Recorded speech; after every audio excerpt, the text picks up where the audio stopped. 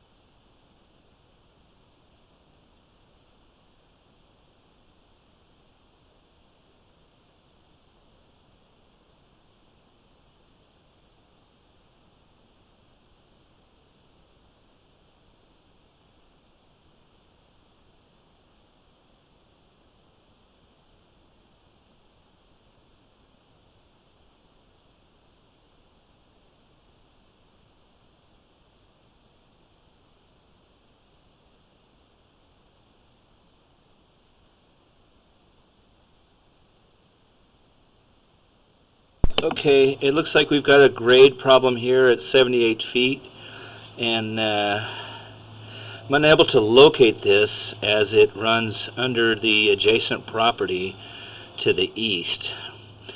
But it looks like we've got a big belly to the line from 78 feet back to